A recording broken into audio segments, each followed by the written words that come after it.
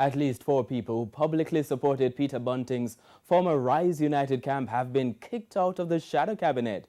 The opposition leader Dr. Peter Phillips announced the changes today. Details from TVJ's Andrea Chisholm.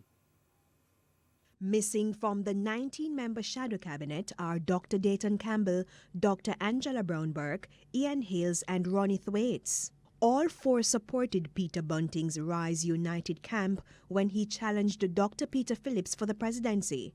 But the man himself was part of the pool. Mr. Bunting is now the opposition spokesperson on education and training. Dr. Fenton Ferguson, who also backed Bunting, is now in charge of water, environment and climate change. Victor Wright will then take up agriculture and rural development. Health and wellness also has a new face, Dr. Morais. He will also be the new leader of opposition business in the House of Representatives. Philip Paulwell was shifted from House Leader to focus on the party's campaign for the next general election.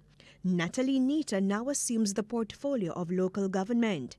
And in addition to culture, Damion Crawford will add social transformation and community development to his responsibilities. Another newcomer to the shadow cabinet, Denise Daley, will speak on youth, gender affairs, entertainment and sports. Land and housing will be shadowed by Senator Sophia Fraser, and all other previous appointments remain the same. Meanwhile, the opposition leader spoke to our news center about the shadow cabinet appointments. We have combined what we think is the best. Some people have asked not to be considered. Some people have indicated they're not running again. So we have put the best that we have, in my view, there together. So there was no malicious intent, no victimization of anyone? Of no one at all.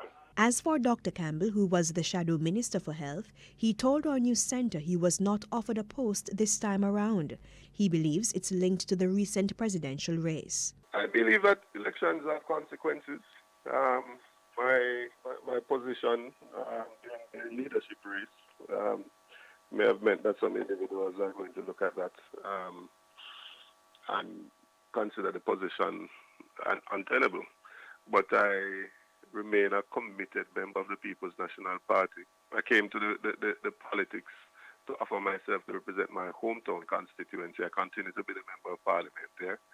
And I will continue to do the work there so I can return that seat to the People's National Party. Andrea Chisholm, TVJ News.